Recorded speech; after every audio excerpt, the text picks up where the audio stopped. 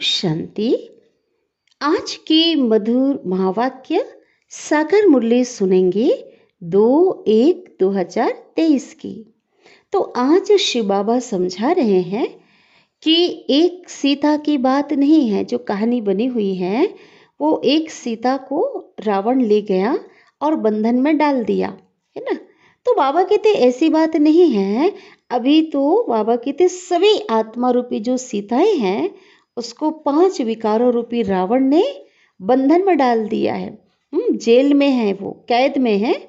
और शोक वाटिका, यही शोक वाटिका, बाबा कहते कोई ऐसी शोक वाटिका नहीं थी हद की, ये दुनिया ही वो शोक वाटिका है जहाँ पे सभी सीताएं दुखी अशांत होकर के अपने उस निराकार राम अर्थात भगवान को पुकार रहे हैं, है ना। सही पुकार रही हैं कि हमें इस रावण की जेल से मुक्त करो, छुड़ाओ। तो बाबा आकर के क्या कर रहे हैं, छुड़ा रहे हैं। तो शिव बाबा कहते हैं जितना तुम बाबा को याद करोगे, उस निराकार राम को याद करोगे, तो उतनी जल्दी इस रावण की जंजीरों से, जेल से छूट जाओगे। फिर बाबा ने अपने बच्चों को समझाया कि आप बच्चों को माया का घूंसा नहीं खाना है ना। 63 जन्म क्या किया, 63 जन्म तो माया ने बहुत घूंसा मारा, है ना, गिराया, कंगाल बना दिया, है ना, कमजोर कर दिया। लेकिन बाबा कहते हैं अब श्रीमत पर चलो, अब पावन बनो। और बार बार बाबा कहते कुल कलंकित जैसा कोई कार्य नहीं करो। अगर फिर भी अगर ऐसा करेंगे तो बाबा ने कहा पासपोर्ट कैंसल हो जाएगा, है ना। स्वर्ग का पासपोर्ट जो अशोक वाटिका है, हाँ, वहाँ आप जा नहीं सकेंगे, सजाएं खानी पड़ेगी, पद कम हो जाएगा। इसलिए बाबा ने कहा है आपको क्या करना है, आपको ऊंचा पद अगर पाना है तो विकारों का संन्यास करो और श्रीमत पर चलना है। पुरानी दुनिया के आकर्षण में नहीं आना है। बाबा ने कहा उसका बुद्धि से क्या करो, संन्यास करो, क्योंकि आप तो नई दुनिया में जाने वाले हो, है ना। किसी भी प्रकार के किसी कोई आकर्षण में नहीं आना है। तो अभी हम सुनते हैं मीठे बाबा की महावाक्य को विस्तार से। आज की मुरली का सार है। मीठे बाबा कहते हैं मीठे बच्चे, तुम राज ऋषि हो, तुम्हें बेहद का बाप सारी पुरानी दुनिया से संन्यास सिखलाते हैं, जिससे तुम राजाई पद पा सको। राज ऋषि, इसी में देखो कितना रहस्य समाया हुआ है। भावार्थ क्या है, ऋषि अर्थात सन्यासी। तो सन्यास से क्या करेंगे हम, राजाई पद को प्राप्त करेंगे। तो बाबा दूसरा प्रश्न है आज की मुरली का। इस समय 2 प्रश्न है। तो पहला प्रश्न है, इस समय किसी भी मनुष्य के कर्म अकर्म नहीं हो सकते, क्यों। अकर्म का मतलब है किसी भी प्रकार का कर्मों का हिसाब किताब नहीं बनना, है ना, जो कि सतयुग में होता है। लेकिन इस समय ऐसा नहीं है, क्यों। उत्तर है क्योंकि सारी दुनिया में इस समय माया का राज्य है, 5 विकारों का राज्य है। और सब में बच्चे, बूढ़े, जवान, स्त्री, पुरुष, सबके भीतर 5 विकार प्रवेश है। इसलिए मनुष्य जो भी कर्म करते हैं ना, वो विकर्म ही बनता है। सतयुग में कर्म अकर्म हो जाते हैं क्योंकि वहां माया नहीं होती है। अब प्रश्न 2 है। बाबा पूछ रहे हैं किन बच्चों को बहुत अच्छी प्राइज मिलती है, पुरस्कार मिलता है, हाँ, भगवान के द्वारा। किन बच्चों को। उत्तर, जो श्रीमत पर पवित्र बन अंधों की लाठी बनते हैं, माना अनेकों को रास्ता दिखाते हैं, कभी भी 5 विकारों के वश हो, कुल कलंकित नहीं बनते। हाँ, इस ईश्वरी कुल में वहाँ कलंक नहीं लगाते, उन्हें बहुत अच्छी प्राइज मिल जाती है। अगर कोई बार बार माया से हार खाते हैं तो बाबा कहते हैं उनका जो पासपोर्ट है ना, कहाँ का पासपोर्ट, स्वर्ग का जो पासपोर्ट है वो कैंसिल हो जाता है। तो क्या करना है? कैंसिल नहीं कराना है ना। सभी को पासपोर्ट लेनी है सतयुग की, तो क्या करना है? प्राइज भी लेनी है, इसलिए कभी भी उनके वश नहीं होना है। गीत बजा है ओम नमो शिवाय। ओम शांति सबसे ऊंच है, परम पिता परमात्मा अर्थात परम आत्मा, वह है रचयिता। और पहले किसको रचते हैं? पहले ब्रह्मा विष्णु शंकर को रचते हैं। फिर आओ नीचे अमरलोक में, वहां है लक्ष्मी नारायण का राज्य, सूर्यवंशी का राज्य। तो बाबा कहते जिस समय सूर्यवंशी का राज्य है उस समय चंद्रवंशी का नहीं है। ये कौन समझा रहे हैं? मास्टर जी पूछ रहे हैं हमसे। क्योंकि जो पढ़ाई करते हैं तो इनको कितना याद है पूछते हैं ना, तो पूछ रहे हैं क्वेश्चन मार्क। कौन समझा रहे हैं? क्या कहेंगे? ज्ञान का सागर। मनुष्य को कब समझा ना सके, है ना, क्योंकि ज्ञान ही नहीं है, क्योंकि मनुष्य तो खुद बेसमझ बन गया है। तो बाप सबसे ऊंच है, जिसको भारतवासी माता पिता कहते हैं। तो जरूर प्रैक्टिकल में माता पिता चाहिए ना। बाबा कहते भारतवासी भगवान को माता पिता कहते हैं, तो गाते हैं तो जरूर कोई समय तो हुए होंगे ना, उस माता पिता के रूप में पार्ट बजाया होगा, है ना, उस अनुसार से पालना की होगी, तभी तो बाबा कहते हैं हाँ आज गायन है। और आज तो हम जानते हैं प्रैक्टिकल में जो गायन क्यों था, इसी समय का गायन था। संगम में परमात्मा ब्रह्मा के तन में आकर के सच में हमें हमारी उस अनुसार से पालना करते हैं, जो एक माता पिता अपने बच्चों की करते हैं, देखभाल करते हैं, हाँ शिक्षा सावधानी देते हैं। तो बाबा कहते तो पहले पहले ऊंचे से ऊंच है वह निराकार परम पिता परमात्मा शिव। बाकी तो हर शरीर में हर एक में आत्मा है। आत्मा जब शरीर में है तो दुखी व सुखी बनती है ना, कर्म के आधार से ही बनती है। लेकिन फील कब होता है, अनुभव कब होता है? जब शरीर में है। तो यह बड़ी समझने की बातें हैं। यह कोई दंत कथाएं नहीं है ना। बाबा कहते तो है ना, ये तो ज्ञान की बातें हैं। बाकी जो भी गुरु गोसाई आदि सुनाते हैं वो सब दंत कथाएं हैं, है ना, उसमें किसी भी प्रकार की सत्यता नहीं है ना, मन गढ़ंत वो उन्होंने बनाई हुई है। अब भारत नरक है, सतयुग में इनको स्वर्ग कहा जाता है। लक्ष्मी नारायण राज्य करते थे, वहां सब सौभाग्यशाली रहते थे। बाबा कहते राजा प्रजा जितने भी थे सभी सौभाग्यशाली थे। वहां तो कोई भी दुर्भाग्यशाली थे ही नहीं, ये बाबा हमें बता रहे हैं, क्योंकि वहां तो कोई भी दुख रोग था ही नहीं। यह है आज की जो दुनिया है, ये पाप आत्माओं की दुनिया है, और वो जो दुनिया थी वो है पुण्य आत्माओं की दुनिया। तो भारतवासी ही स्वर्गवासी थे। कब? सतयुग में। लक्ष्मी नारायण का राज्य था। श्री कृष्ण को तो सभी मानते हैं। देखो इनको 2 गोले दिए हैं ना। कौन से गोले दिए हैं? अब जब मधुबन में हम जाते हैं ऊपर में, कृष्ण को एक गोला दिए हाथ में, है ना, बड़ी सी मूर्ति बनी हुई है ना, चित्र में भी है। एक गोला माना जिसमें हाथ में लिया है कृष्ण ने, वो गोला है बहिस्त का, स्वर्ग का, और एक गोले पीछे तरफ दिखाया है नीचे पैर में, वो लात मार रहा है, नर्क माना कलयुगी दुनिया को क्या कर रहा है, वो लात मार रहा है। तो 2 गोले दिए हैं। तो श्री कृष्ण की आत्मा कहती है अब मैं नर्क को लात मार रहा हूं, है ना, स्वर्ग हाथ में ले आया हूं। पहले कृष्णपुरी थी, लेकिन अभी कंसपुरी है ना। कोई एक कंस की बात नहीं है, आज कितने सारे कंस हैं, है ना। जो कंस का काम क्या होता है? कंस ने इतने बच्चों की हत्या की थी। आज तो कितने बच्चों का जन्म लेने से पहले क्या हो जाती है? हत्या हो जाती है ना। तो इस प्रकार से बाबा कहते कंसपुरी है, दुख देने वाले लोग ये भी हैं। इसमें यह श्री कृष्ण भी है भले उसकी आत्मा बाबा कहते कंसपुरी है और इसमें यह कृष्ण भी, श्री कृष्ण भी है।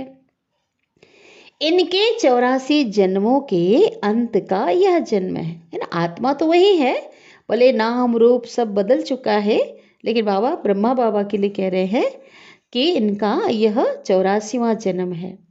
परंतु अब वह श्री कृष्ण का रूप नहीं है, आत्मा वही है, लेकिन वो 16 कला संपूर्ण जो आत्मा है आज कलाहीन की स्टेज में है।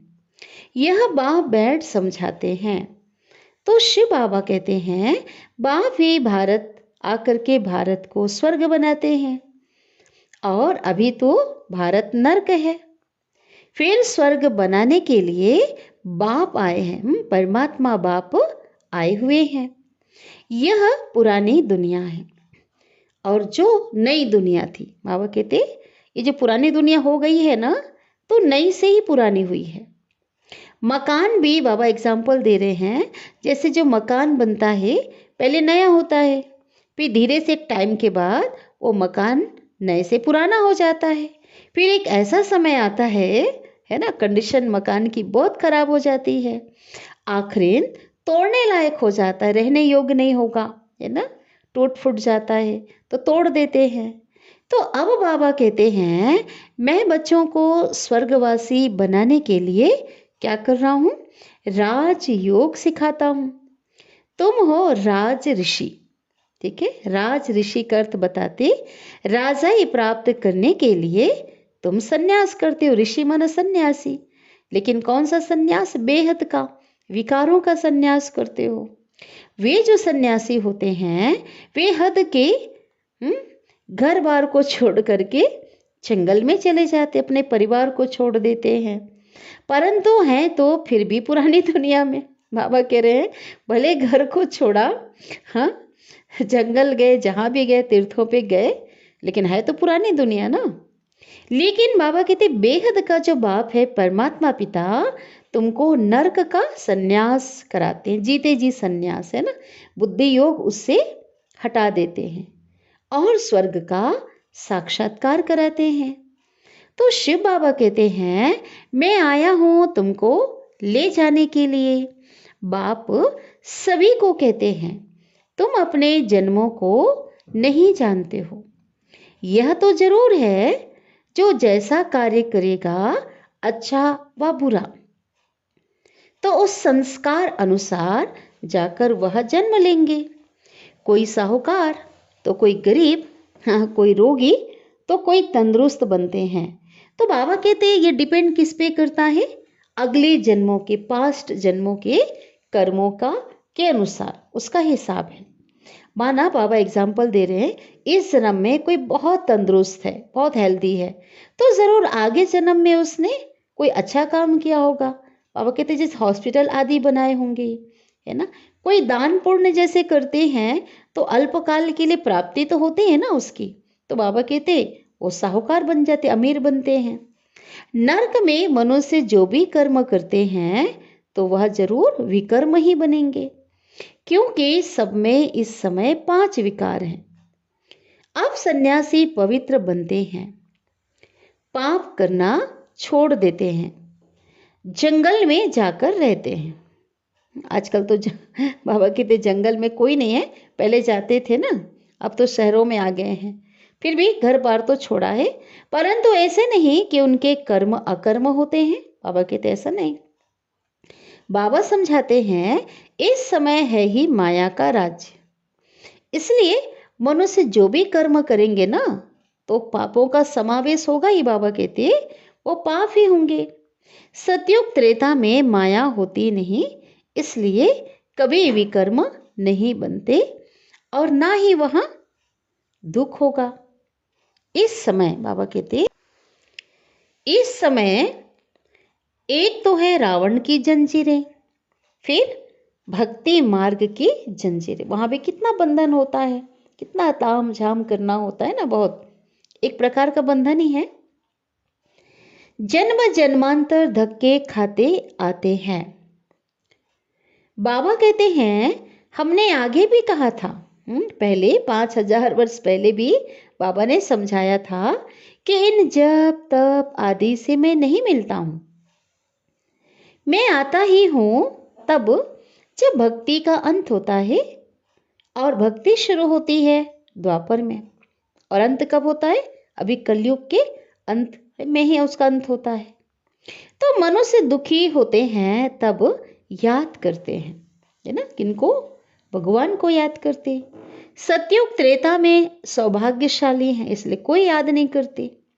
यहाँ तो दुर्भाग्यशाली हैं, रोते पिटते रहते हैं, है ना। रोने का अनेक कारण होता है। अकाले मृत्यु होता रहता है। कोई संबंधी समय से पहले चले जाते हैं तो बहुत दुखी होते हैं, सालों तक रोते रहते हैं। तो बाबा कहते हैं मैं आऊंगा तब जब नरक को स्वर्ग बनना है ना। आगे में नहीं आता, अपने पूरे मैं टाइम पे आता हूँ। बाबा कहता है ना, भारत प्राचीन देश है, बहुत पुराना। जो पहले थे उनको ही अंत तक रहना है। माना शुरू में जो आत्माएं थी, एक बार पार्ट बजाने जो आए देवता कुल की आत्माएं, तो बाबा कहते बीच में वापस नहीं जाना है ना। जब तक ड्रामा नाटक समाप्त नहीं होगा तब तक एक्टर थोड़ी चले जाएंगे। द एंड जब होगा, अंत में सभी स्टेज पे इकट्ठे होंगे, तब बाबा ले जाएंगे। तो बाबा कहते हैं उनको अंत तक रहना है। 84 का चक्र गाया जाता है ना। बातों बातों में लोग कहते हैं ये तो 84 का चक्कर है ना। तो गवर्नमेंट जो त्रिमूर्ति बनाती है ना, उसमें 3 शेर वाला होता है। लेकिन बाबा कहते हैं सिंह होता है ना 3, उसमें होना चाहिए ब्रह्मा विष्णु शंकर। वास्तव में ये होना चाहिए। बाबा कहते हैं परंतु जानवर लगा देते हैं। बाप रचयिता का चित्र तो है ही नहीं, और नीचे चक्र भी लगाया है। वो समझते हैं चरखा है, परंतु है ड्रामा सृष्टि का चक्र। अब चक्र का नाम क्या रख दिया है? अशोक चक्र। तो बाबा कहते अब तुम इस चक्र को जानने से बहुत सुंदर, देखो बाबा कहते कितना रहस्य समाया हुआ है। एक नई पॉइंट हमको मिल गई आज बाबा ने। अभी तक हमने ये पॉइंट नहीं सुना था। ये देखो सभी क्या कह रहे हैं बाबा। इस चक्र का नाम अशोक चक्र रखा है ना। वो उन्होंने चरखा के नाम से रखा है, लेकिन है कौन सा बोला बाबा? सृष्टि का चक्र। अब तुम इस चक्र को जानने से अशोक बन जाते हो। माना आपका जो शोक है वो दूर हो जाता है ना। माना चक्रवर्ती राजा बन जाते, सतयुग में चले जाते हो जहाँ पे कोई शोक नहीं होता है। और संगम युग में भी तो अशोक बन जाते हैं ना, जब पूरा ज्ञान मिल जाता है तो वो दुख नहीं रहता। बात तो ठीक है, बाबा कहते सिर्फ उलट पुलट कर दिया है। तुम इस 84 जन्मों के चक्र को याद करने से ही चक्रवर्ती राजा बनते हो, सो भी 21 जन्मों के लिए। इस दादा ने, बाबा ब्रह्मा बाबा क्यों इशारा करते हैं, इसने भी क्या किया? 84 जन्म उन्होंने पूरे किए। 84वें जन्म में तो शिव बाबा है ना। तो यह श्री कृष्ण का अंतिम जन्म है। उसकी जो आत्मा है उसका लास्ट जन्म है, और इनको ही बाप बैठ समझाते हैं। वास्तव में तुम सबका भी अंतिम जन्म है। जो भारतवासी देवी देवता धर्म के थे उन्होंने ही पूरे 84 जन्म भोगे हैं। अभी तो सबका चक्र पूरा होता है। अब यह तुम्हारा तन छिछी हो गया। माना ये जो शरीर है ये तो विकारों से उत्पन्न हुआ शरीर है ना। तो बाबा कहते जो तन है ना पतित तन है। तो ये छिछी हो गया है। और ये दुनिया ही क्या है? ये छिछी दुनिया है, मैली गंदी दुनिया है। इसलिए तुमको इस दुनिया से सन्यास कराते हैं बाबा। मन बुद्धि से जीते जी सन्यास कराते हैं ना। इस कब्रिस्तान से दिल नहीं लगानी है। कहते हैं ना मरे पड़े हैं सभी। कब्रिस्तान में कौन होता है? मुर्दे। अब मुर्दों से दिल नहीं लगाना है। ये देह तो मरा पड़ा है ना। बाबा कहते इस किसी से, ना अपनी देह से ना दूसरे की देह से दिल नहीं लगानी है। दिल तो बाबा कहते अब बाबा से और वर्षे से लगाओ। सतयुगी दुनिया की जो बादशाही हमें मिल रही है उसको याद करो। तुम आत्मा अविनाशी हो, यह शरीर विनाशी है। अब मुझे याद करो तो अंत मति सो गति हो जाएगी। गायन भी है ना, अंत काल जो स्त्री सिमरे, वल वल नर योनि में उतरे, ऐसा है ना। तो बाबा कहते हैं अंत काल जो शिव बाबा सिमरे वो नारायण पद प्राप्त करता है, कर सकता है। तो नारायण पद मिलता है सतयुग में। बाप के सिवाय ये पद कोई दिला ही ना सके। यह पाठशाला है ही मनुष्य से देवता बनने की, और पढ़ाने वाला है स्वयं परमात्मा पिता, जिसकी महिमा सुनी ना गीत में, ओम नमो शिवाय। सभी उसको नमस्कार करते। और तुम जानते हो जिसकी लोग महिमा गाते हैं, हम उनके बच्चे बन गए हैं, और बच्चे बन करके अब वर्षा ले रहे हैं। अब तुम बाबा कहते अब तुम मेरे बने हो, जब ज्ञान मिला है, तो अब तुम मनुष्य मत पर नहीं चलते, है ना। पहले तो मनुष्यों के मत पर चलते थे। तो बाबा कहते अब क्या करते हो, अब तो तुम श्रीमत पे चलते हो। मनुष्य मत पर चलने से तो बाबा कहते हैं क्या बन गए, सब नरकवासी बन गए। शास्त्र भी बाबा कहते हैं, शास्त्र भी मनुष्यों के ही गाए हुए हैं ना, बनाए हुए हैं। तो शास्त्रों की मत भी कौन सी हो गई, मनुष्य मत हो गई। सारा भारत इस समय धर्म भ्रष्ट हो गया है। धर्म भ्रष्ट माना श्रेष्ठ धारणाएं और नहीं है, कर्म भ्रष्ट बन पड़ा है। देवताएं तो पवित्र थे ना। अब शिव बाबा कहते हैं अगर सौभाग्यशाली बनना चाहते हो तो पवित्र बनो, प्रतिज्ञा करो बाबा से, बाबा हम पवित्र बन आपसे पूरा वर्षा जरूर लेंगे।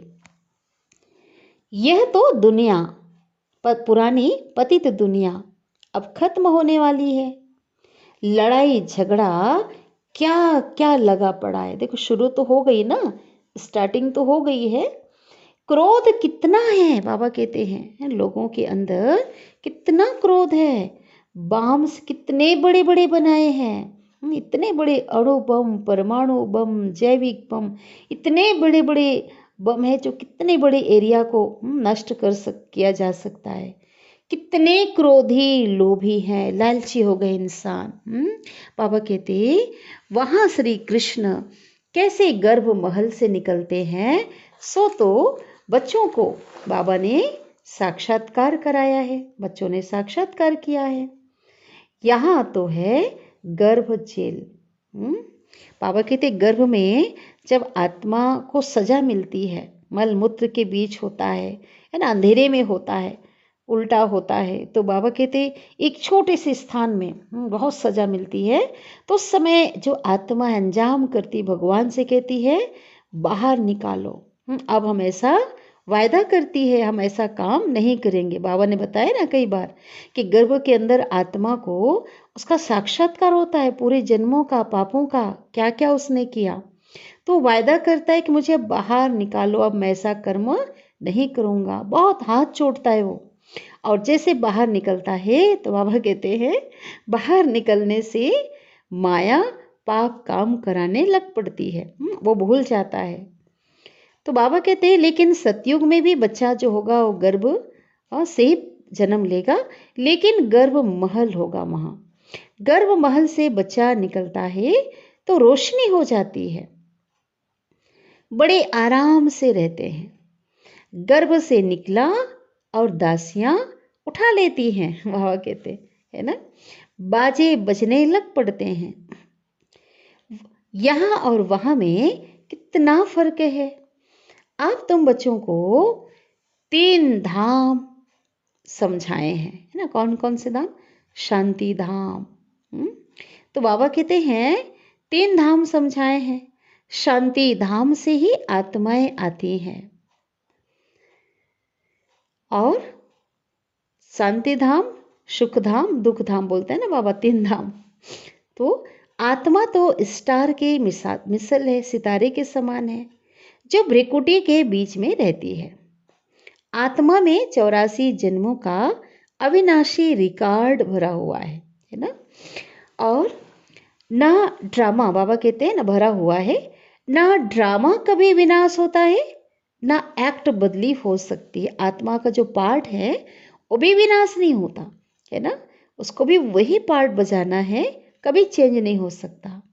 तो ये भी कितना वंडर है, कितने आश्चर्य की बात है। कहते हैं बाबा, कितनी छोटी सी आत्मा में 84 जन्मों का पाठ, वो भी कैसा, बिल्कुल एक्यूरेट भरा हुआ है। तो बाबा कहते हैं वह कभी भी पुराना नहीं होता, नित्य नया है। हूबहू आत्मा फिर से अपना वही पार्ट शुरू करती है। कल्प के हिसाब से लेंगे तो पुराना हो जाएगा, और अभी जैसे पाठ बजा रही इस हिसाब से क्या है, नया। अब तुम बच्चे आत्मा सो परमात्मा नहीं कह सकते, है ना। मनुष्य मत पर पहले हमने कहा जो आत्मा है वही परमात्मा है ना। लेकिन बाबा कहते हैं अब तो चूंकि ज्ञान मिल चुका है, सत्य का बोध हो गया है, अब आत्मा सो परमात्मा हम बोल ही नहीं सकते। भाई आत्मा तो परमात्मा की संतान है ना। हम सो का अर्थ तो अब बाबा ने यथार्थ रीति समझाया है। पहले कहते थे हम सो हम, है ना। तो हम सो आत्मा सो परमात्मा, लेकिन बाबा ने कौन क्या समझाया है कि हम सो देवता, सो क्षत्रिय, सो वैश्य, सो शूद्र, सो ब्राह्मण, ये है। तो बाबा ने समझाया है, वे तो उल्टा अर्थ बना देते हैं। या तो कहेंगे अहम ब्रह्मस्मि मैं ही ब्रह्म हूं, या कहेंगे हम परमात्मा हैं, माया को रचने वाले। अब वास्तव में माया को रचा नहीं जाता है। बाबा कहते माया है 5 विकार, तो वह बाप माया को नहीं रचते हैं। कई बार लोग कहते हैं ना भगवान की माया ऐसी है। बाबा कहते मैं नहीं रचता हूँ माया को, बाप तो नई सृष्टि रचते हैं, मैं सृष्टि रचता हूँ। यह और कोई नहीं कह सकता, बाबा ही बताते हैं, क्योंकि लोगों को तो पता ही नहीं था। बेहद का बाप एक ही है। ओम का अर्थ भी बच्चों को समझाया है। ओम माना मैं, है ना। आत्मा है ही शांत स्वरूप, है ना। ओम शांति का जो अर्थ है ना, और शांति धाम में रहती है। परंतु बाप है ज्ञान का सागर, आनंद का सागर। तो आत्मा की ये महिमा नहीं गाएंगे। ये जो सागर शब्द आ रहा है, आत्मा जो है शांत स्वरूप, आनंद स्वरूप है, लेकिन बाबा तो क्या है, बाबा तो सागर है। तो बाबा कहते हाँ, आत्मा में नॉलेज आती है ना। बाबा कहते हैं मैं एक ही बार आता हूँ, और बाबा कहते आता हूँ और मुझे वर्षा भी जरूर देना पड़े। मेरे वर्षे से भारत एकदम स्वर्ग बन जाता है, और वहाँ पवित्रता, सुख, शांति सब कुछ था। यह है बेहद के बाप का सदा सुख का वर्षा। पवित्रता थी तो सुख शांति भी नहीं थी। अभी अपवित्रता है तो दुख अशांति है ना। बीज कौन सा है, अपवित्रता का जो फल है वो क्या है, दुख अशांति। तो अब शिव बाबा बैठ समझाते हैं, तुम आत्मा पहले पहले मूल वतन उस शांति धाम में थी, फिर सतयुग में देवी देवता धर्म में आई, फिर त्रेता में क्षत्रिय धर्म में आई, 8 जन्म सतयुग में सतो प्रधान में, फिर 12 जन्म त्रेता में सतो सामान्य में, फिर 21 जन्म रजो में द्वापर काल में, फिर 42 जन्म तमो प्रधान कलयुग में। तो बाबा कहते अभी जो कलयुग है यहाँ तो शूद्र बन पड़े ना। अब फिर संगम में ब्राह्मण वर्ण में आना है। किनको आना है, जो देवता थे, और फिर से देवता वर्ण में जाएंगे। अब तुम ईश्वरी गोद में हो। बाबा कितना अच्छी रीति समझाते हैं। 84 जन्मों को जानने से फिर उसमें सब कुछ आ जाता है। सारे चक्र का ज्ञान बुद्धि में है। यह भी तुम जानते हो, सतयुग में है एक धर्म, आदि सनातन देवी देवता धर्म, वर्ल्ड ऑलमाइटी अथॉरिटी राज्य, विश्व में सर्वशक्तिमान अधिकारी, एक के हाथ में पावर थी। अब तुम लक्ष्मी नारायण के पद को पा रहे हो। सतयुग है पावन दुनिया, वहां बहुत थोड़े होते हैं, बाकी सब आत्माएं मुक्ति धाम में रहती हैं। सबका सदगति दाता एक ही बाप है, उनको कोई भी जानता नहीं। और ये कह देते हैं परमात्मा सर्वव्यापी है। तो शिव बाबा कहते हैं बाबा कहते हैं तुमको किसने कहा हम बाबा को कहते हैं परमात्मा सर्वव्यापी है। तो भगवान पूछ रहे हैं तुमको किसने कहा? तो कहते हैं गीता में लिखा हुआ है ना। तो बाबा कहते गीता किसने बनाई? अब गीता भगवान ने तो नहीं बनाई। बाबा ने बताया था ना बीच की मुरली जो पिछली हमने जो पढ़ी है कि आज इतनी सारी गीताएं निकल गई, मनुष्यों ने बहुत ढेर गीताएं बना दी हैं। भगवान वाच, भगवान कहते मैं तो इस साधारण ब्रह्मा तन का आधार लेता हूँ। लड़ाई के मैदान में एक अर्जुन को कैसे बैठकर ज्ञान सुनाएंगे? बाबा की जो कहानी बनी है ना, और वास्तव में उसका मंथन करके जितने भी हैं जो विद्वान आदि मंथन करते हैं तो कहीं से ठीक नहीं बैठती ये बातें, है ना। 18 अध्याय, इतना सूक्ष्म गीता ज्ञान लड़ाई के मैदान में संभव नहीं है। कैसे बैठकर ज्ञान सुनाएंगे? क्यों कहते हैं इतना जो वर्णन किया गया है उस समय युद्ध के मैदान का, कि घोड़े जो है हिनहिना रहे थे, हाथी चिंगाड़ रहे थे, युद्ध में बिगुल बज रहा था, इतनी अक्षुणी सेना थी, और इतना सूक्ष्म ज्ञान 18 अध्याय। हाँ, क्या एक ही का कल्याण करना है क्या? क्या एक ही की सदगति करनी है क्या? तो बाबा कहते एक अर्जुन को कैसे बैठकर ज्ञान सुनाएंगे? ये तो संभव ही नहीं है ना। तो इसको बाबा ने मैं बताया, अर्जुन माना ज्ञान को अर्जन करने वाले। तो ब्रह्मा के तन में आकर के हम सभी जितने भी अर्जन करने वाले कौन, हम सभी अर्जुन है ना। तो अभी ये तो बात समझ में आई है कि आज देखो ये कुरुक्षेत्र, यही जो है वो कुरुक्षेत्र कर्म क्षेत्र दुनिया है, और हर जगह युद्ध चल रहा है। अंतर जगत में अच्छाई बुराइयों की युद्ध चल रही है, बाहरी दुनिया में हर क्षेत्र में युद्ध हो रहा है ना। तो ऐसे समय पे परमात्मा आकर के, मुख्य तो एक है अर्जुन, लेकिन बाकी तो सबको दिया ना ज्ञान। तो बाबा कहते हैं तुमको कोई लड़ाई व जुआ आदि थोड़ी सिखाई जाती है यहाँ पर। भगवान तो है ही, हाँ भगवान तो है ही मनुष्य से देवता बनाने वाला। वो कैसे कहेंगे कि जुआ खेलो, लड़ाई करो? फिर कहते द्रौपदी को 5 पति थे। बाबा कहते ये भी कैसे हो सकता है? इसका भी आध्यात्म में कोई ना कोई रहस्य, इसका भी एक रहस्य है। कल्प पहले बाबा ने स्वर्ग बनाया था, अब फिर से बना रहे हैं। श्री कृष्ण के 84 जन्म अब पूरे हुए, और उसके साथ यथा राजा रानी प्रजा सबके 84 जन्म पूरे हुए। अब तुम शूद्र से बदलकर ब्राह्मण बने हो। कभी क्या बन गए हम? ब्राह्मण, है ना। हर चीज बदल गया, देहभान को छोड़ा, है ना, दृष्टि वृत्ति शुद्ध किया, आहार विहार सब कुछ परिवर्तन किया ना। तो जो ब्राह्मण धर्म में, बाबा कहते हैं जो ब्राह्मण धर्म में आएंगे वही मम्मा बाबा कहेंगे, है ना। सृष्टि के आदि पिता ब्रह्मा को, और जो निमित्त मम्मा को। फिर भल कोई माने व ना माने, समझते हैं हमारे लिए मंजिल ऊंची है। कई लोग क्या कहते, नहीं ये हमसे नहीं होगा, बहुत ऊंची मंजिल है।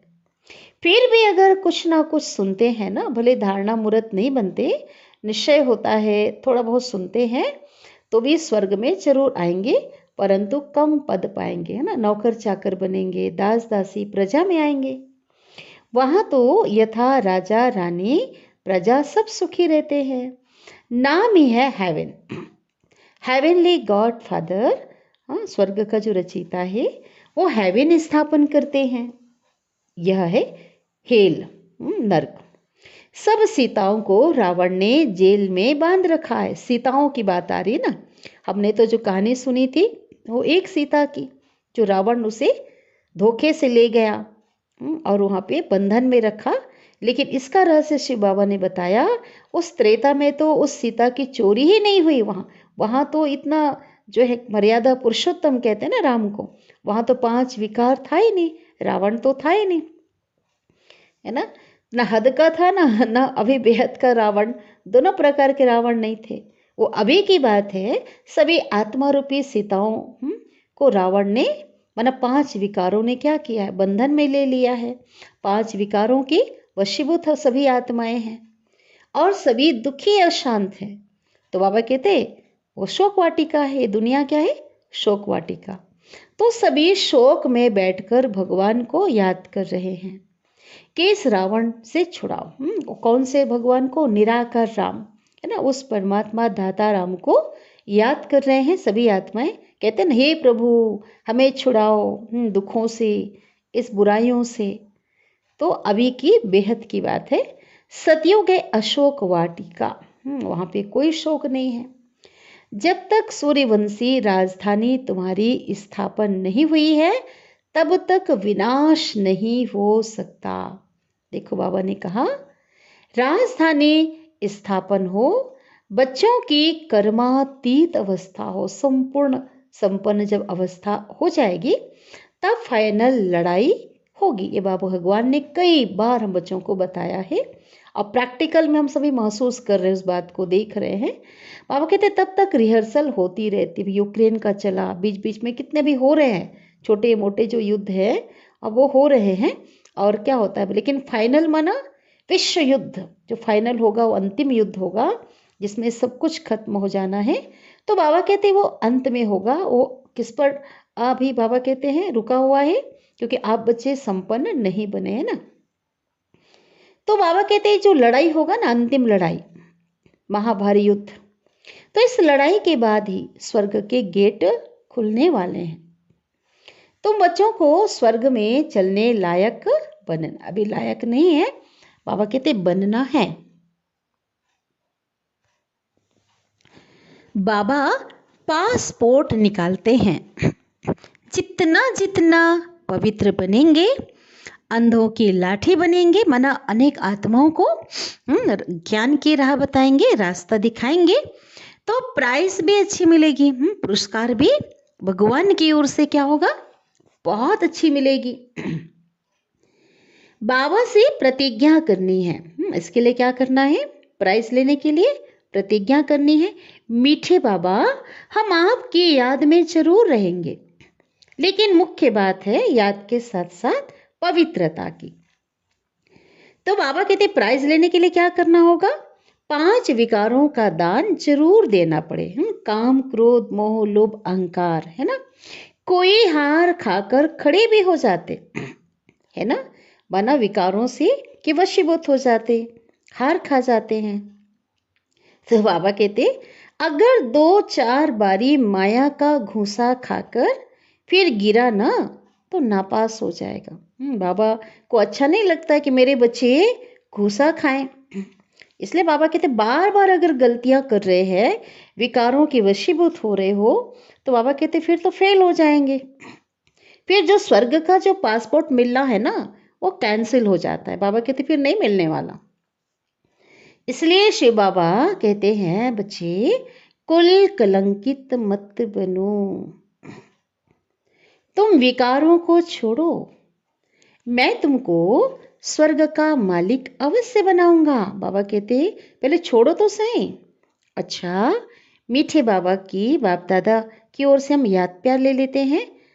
मीठे मीठे सिक्किलिधे बच्चों प्रति माता पिता बाप दादा का याद प्यार और गुड मॉर्निंग।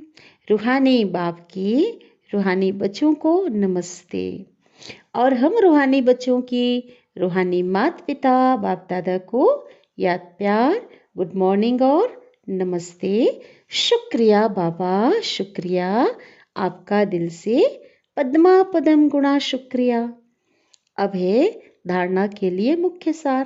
पहली पॉइंट, सौभाग्यशाली बनने के लिए बाप से पवित्रता की प्रतिज्ञा करनी है।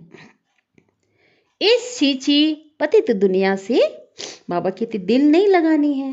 हाँ, बाबा ने क्या क्या मुरली में दिल किससे लगाना है, एक बाबा से, एक वर्षा जो नई दुनिया का मिलने वाला है, नई दुनिया की बादशाही जो मिलने वाली है। दूसरी पॉइंट है धारणा की, माया का घूसा कभी नहीं खाना है, कुल कलंकित नहीं बनना है, लायक बन, स्वर्ग का पासपोर्ट बाप से लेना है। बाबा ने बोला ना, अगर घुसा खाएंगे तो पासपोर्ट कैंसिल, नहीं जा सकेंगे।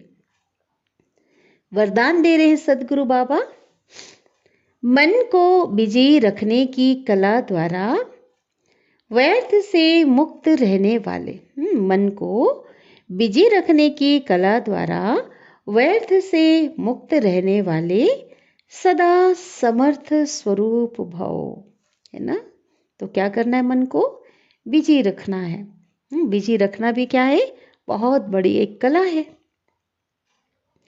जैसे विस्तार है, बाबा ने तो कई मुरलियों में बाबा ने कैसे बिजी रखना है, कैसे व्यर्थ से मुक्त रहना है, इसके लिए तो बाबा ने बहुत ढेर सारी युक्तियां बताई है ना। समर्थ जो है, समर्थ का खजाना दिया है। विस्तार है, जैसे आजकल की दुनिया में बड़ी पोजीशन वाले, बड़े बड़े जो लोग होते हैं ना, पद पोजीशन वाले, अपने कार्य की दिनचर्या सारा दिन, सुबह उठने से रात्रि सोने तक, है ना, उसको दिनचर्या कहते हैं। तो अपने कार्य की दिनचर्या को समय प्रमाण सेट करते हैं, है ना, पूरा फिक्स होगा टाइम, वेस्ट नहीं करते। तो ऐसे ही आप जो विश्व के नव निर्माण के आधार मूर्त हो, बेहद ड्रामा के अंदर हीरो एक्टर हो, हीरे तुल्य जीवन बनाने वाले बाबा ये बता रहे हैं कि आपके पोजीशन की तुलना में उनका पोजीशन कुछ भी नहीं है, फिर भी वो लोग ऐसा काम करते हैं, है ना, पूरी उनका ऐसा सेट होता है उनका सारा दिनचर्या। तो बाबा कहते आप भी क्या करो, अपने मन और बुद्धि को समर्थ स्थिति में स्थित करने का प्रोग्राम सेट करो। रात्रि और सुबह उठने से लेकर रात्रि सोने तक हर कार्य करते हुए, ठीक है, ताकि कहीं व्यर्थ हमारे अंदर ना हो। तो समर्थ स्थिति में स्थित रहने का क्या करना है, प्रोग्राम सेट करो। और मन को बिजी रखने की कला संपूर्ण रीति से यूज करो। जैसे बाबा ने बताया है ना, ट्रैफिक कंट्रोल का जो समय बताया है ना, साथ ही बीच बीच में कुछ मिनट, जो हर घंटे में कुछ मिनट उसको बताया है। हर समय स्वमान की बात बाबा ने बताई है। तो ये सारा जो है स्टडी जो है बाबा ने कहा है ना, जो ज्ञान की बातें हैं, है ना, उसको स्टडी मंथन करने का। तो कई बाबा ने हमें जो है समर्थ, अपने आप को समर्थ स्थिति में स्थित रहने के लिए बहुत सारी बाबा ने हमें विधि बताए हैं। तो बाबा कहते हैं तो मन को बिजी रखने की कला संपूर्ण रीति से यूज करो तो व्यर्थ से मुक्त हो जाएंगे। कहते हैं ना, खाली घर शैतान का घर। अगर मन बुद्धि को बिजी नहीं रखेंगे समर्थ में तो व्यर्थ तो आ ही जाएगा, और खाली ही नहीं होगा तो व्यर्थ को आने का स्थान नहीं मिलेगा। तो बाबा कहते हैं जब व्यर्थ से मुक्त हो जाएंगे तो कभी भी अपसेट नहीं होंगे, है ना। अपसेट कब होते हैं, जब सीट से उतर जाते हैं। जब पोजीशन में होंगे, सिस्टमेटिक चलेंगे, तो कभी भी डिस्टर्ब नहीं होंगे, कभी भी अपसेट नहीं होंगे। तो बाबा ने ये बहुत सुंदर विधि हम बच्चों को अव्यक्त बाप दादा ने बताए हैं हमें, है ना। अगर स्टडी अगर हम करते हैं पीछे तो बहुत ये युक्तियाँ बाबा ने बताए हैं। स्लोगन, ड्रामा के हर दृश्य को देख हर्षित रहो, तो कभी अच्छे बुरे की आकर्षण में नहीं आएंगे, है ना। तो अच्छे और बुरे के आकर्षण में कब आ जाते हैं कि ड्रामा के दृश्य को जब देखते हैं लेकिन साक्षी होकर नहीं देखते ना। तो बाबा कहते साक्षी होकर नहीं देखते। ड्रामा की जो नॉलेज बाबा ने दी है ना, जब नॉलेजफुल नहीं होते हैं तभी जो है उसके प्रभाव में आ जाते हैं, है ना। कोई बुरा सीन हो गया, घबरा गए, डर गए, तो अच्छे बुरे के प्रभाव में आकर्षण में आ जाते हैं। इसलिए दृश्य को भी देखना है तो साक्षी होकर देखना है। जो हो रहा है वही राइट है और वही होना है।